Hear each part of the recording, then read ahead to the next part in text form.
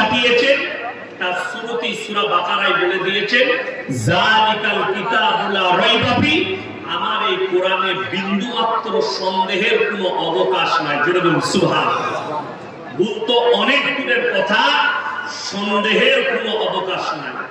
এরপর চলুন, কোরআনকে যদি কেউ অস্বীকার করে, মুখে বলছে, হাত তুলে বললেন আমি বিশ্বাস করি হুজুর, কিন্তু কেউ যদি কোরআনকে অস্বীকার করে, সেই লোক আর মুমিন থাকবে? কথা বলেন না, মুমিন থাকবে। কেউ যদি রাসূল আকরাম সাল্লাল্লাহু আলাইহি সাল্লামের আদেশকে অমান্য করে, রাসূলের সুন্নাতকে অমান্য করে, সে আর মুমিন থাকবে? ঈমানদার থাকবে? থাকবে না। চলুন আপনাকে আমি প্রমাণ দিই। ঈমানদারের সঙ্গে বলুন তো, সুদ খাওয়া হারাম না হালাল? এই জোরে বলবেন, আমি কানে কম শুনি। জোরে বলবো সবাই একসাথে, হারাম। তাহলে নিশ্চয় এই এলাকায় একটা সুদ বদলাই মুসলমান আছে, আছে। এরপর বলি, কোরআনে আমার আল্লাহ বললেন ওয়াহাল্লাল্লাহুল বাই'a ওয়া হারামার রিবা, সুদ তোমাদের জন্য হারাম, ব্যবসা হারাম। যে লোকটা সুদ খাচ্ছে সে আল্লাহর সঙ্গে যুদ্ধ ঘোষণা করলো না? করলো না? হারাম জানার পরে, আমি মুসলিমের কথা বলছি, কোন অন্য ধর্মের আলোচনা আমি করিনি, মাথায় রাখবেন।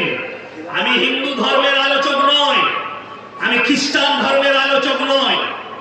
আপনি যখন নিজেকে প্রুফ করাচ্ছেন আমি নবীর উম্মত, আমি আল্লাহর বান্দা, আল্লাহর বিশ্বাস, কোরআনে বিশ্বাস, রাসূলের বিশ্বাস, আমি তখন আপনাকে বলতে চাই, আল্লাহ তো কোরআনে সুদকে হারাম বললেন, রাসূলের হাদিস, কেউ যদি 1 টাকা সুদ খায় নিজের মায়ের সঙ্গে 36 বার জিনা করার সমান পাপ হবে। জোরে বলুন নাউজুবিল্লাহ।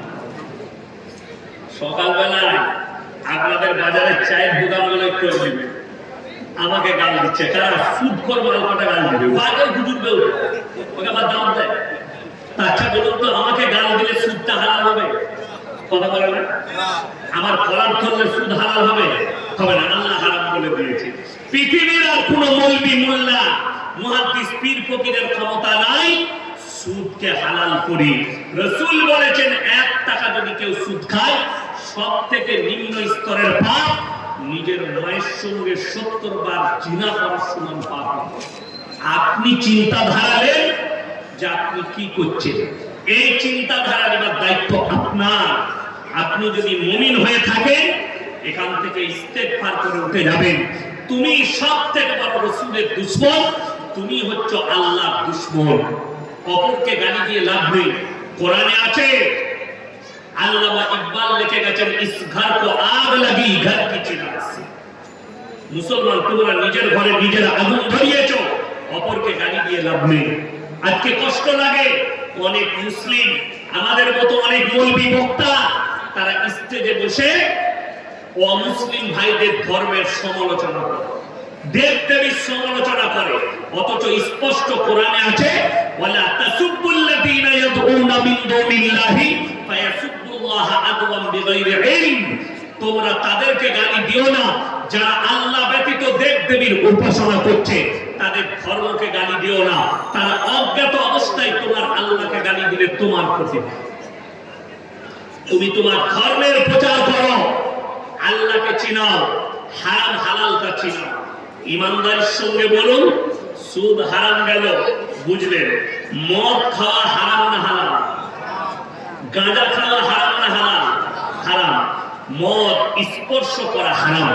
আল্লাহ কোরআনে বললেন, তোমাদের জন্য নেশাগ্রস্ত জিনিস স্পর্শ করা হারাম। নবীজি বললেন, নেশাগ্রস্ত জিনিস তোমরা স্পর্শ করো না। আমার আল্লাহ রাব্বুল আলামিন এরপর বলুন, আমি আপনার এই খেলাটা কি খাবো? জয়নগর, জয়নগরের মোয়া বিখ্যাত। কালকে আমি কোথায় ছিলাম জানেন? কুলতলি খানা।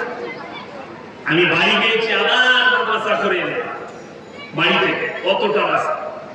আমার ভাই, এই গোটা জয়নগরে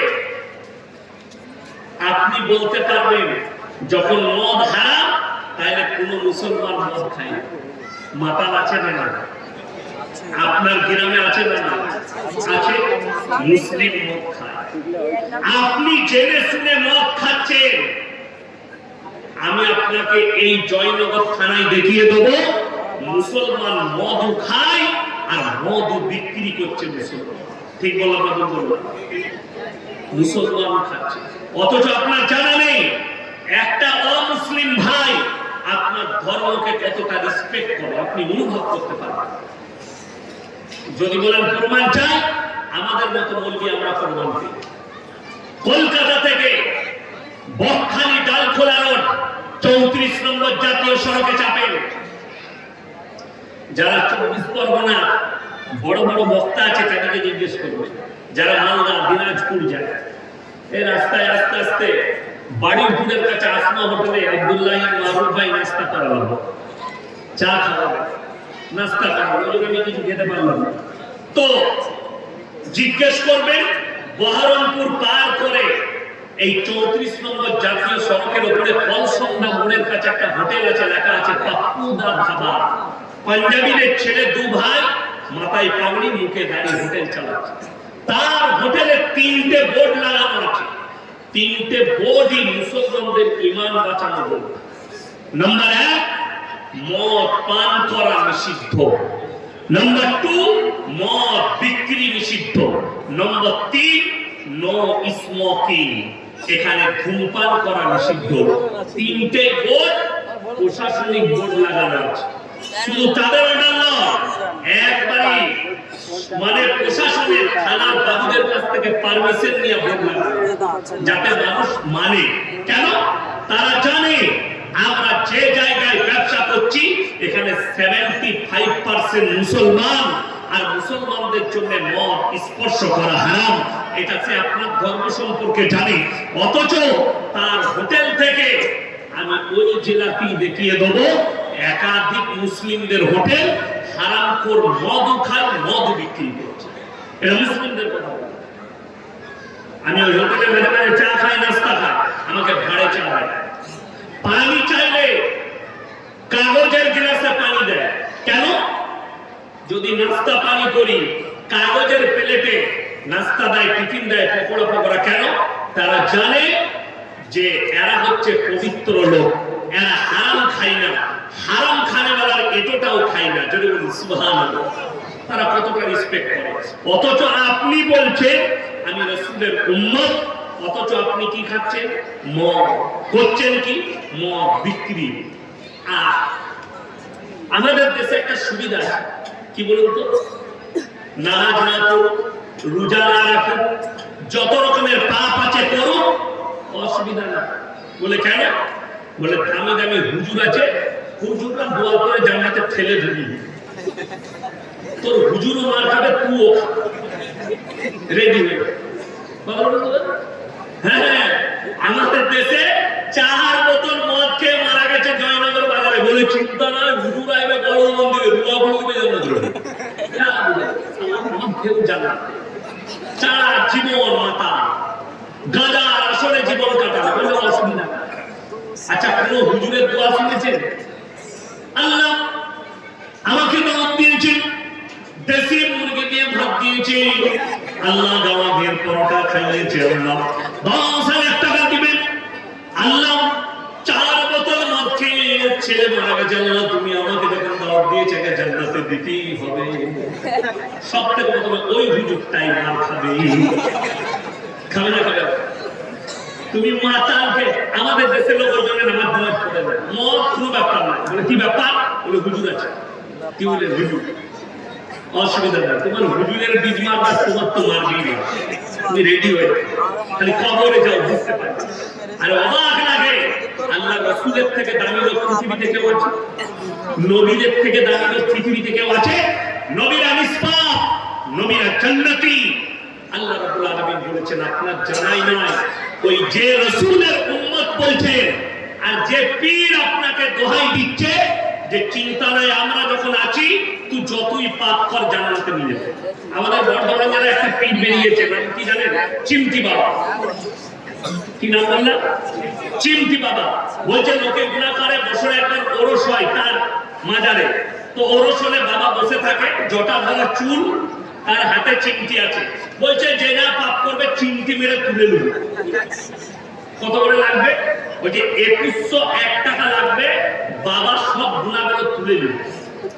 আমি বললাম ও যদি লোকের গুণা তুলে নেয় তাহলে তো ভেবে দেখো, চিন্তা করে ওই গুণাগুলো ও কোথায় রাখছে? ও তো ইংলিশের বড় বাপ হবে।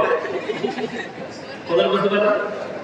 বলে না, হুজুর মারিফত পেয়েছে, হারাম করে এক ওয়াক্তের নামাজ পড়ে না। হুজুর সকালবেলায় গাঁজা খায়, রাতের বেলায় আন্ডার প্যান্ট করে পড়ে থাকে। হ্যাঁ, এ হচ্ছে গাঁজাখোর পীর চিমটি বাবা। এরা আশা করেছে এই জান্নাতে নিয়ে যাবে। আমাকে যারা ভাবছেন পীর বিরোধী, আমি পীর বিরোধী নয়। আমার আগে যিনি বয়ান করছিলেন, আমার সঙ্গে দেখা হলো না, মুফতি লিয়াকত সাহেব এসেছিলেন না? আসেন, উনি চিনেন আমি কার বেটা। মোল্লা হযরত মাওলানা সিদ্দিকুল্লাহ চৌধুরী সাহেবকে জিজ্ঞেস করে নেবেন দেখা হলে, ইয়াসিন কার বেটা। কি বলেন? বুঝতে পেরে যাবেন। আমার পীর হচ্ছে আমার বাপ। আচ্ছা, বাপের থেকে বড় পীর কেউ আছে? না। আমাদের দেশের লোক বাপকে ভাত দেয় না, কিন্তু হুজুরকে ভালোবাসে, কিন্তু বাপকে ভাত দিবে না, মাকে ভাত দিবে না, কিন্তু বলছে পীর সাহেবকে ভালোবাসি। তোর পীরু মার খাবে, তুইও খাবে। তোমার পীর মারা বার করবে। বড়দিকে শ্রদ্ধা, ছোটকে স্নেহ। আল্লাহর হাবিব সাল্লাল্লাহু আলাইহি সাল্লাম, যারা ভাবছেন আমি পাপের সাগরে ডুবে আছি, আমার পীর, আমার মৌলবি, আমার শেখ মুশায়েখ আমাকে জান্নাতে নিয়ে যাবে, তারা একটু কান খুলে শুনে যান।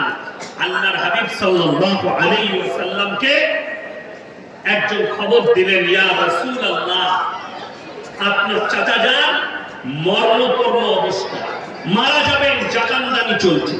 আল্লাহর হাবিব ছুটলেন, চাচার হাতটা টিপে ধরলেন, ওগো আমার চাচা, একবার খালি তুমি কলমাটা পড়ে নাও, আমি আল্লাহর কাছে তোমার জন্য কেঁদে কেঁদে ক্ষমা চাই। আল্লাহ নবীর চাচা বললেন, হে আমার ভাইপো, আমি যদি বার্ধক্যে কলমা পড়ি, লোকে বলবে মৃত্যু ভয়ে কলমা পড়েছে, আমি কলমা পড়তে পারবো না। আল্লাহ আয়াত পাঠালেন রাসূলের কাছে, কি বলে? ইন্নাকা লা তাহদি মান আহবাবতা ওয়ালাকিন্নাল্লাহা ইয়াহদি মান ইয়াশা। হে আমার বিশ্বনবী, পৃথিবীর মানুষকে বলো, হিদায়াতের দপ্তরটা আমার আল্লাহর হাতে। আমার ইচ্ছা নেই তোমার চাচা কলমা পড়তে পারবে না।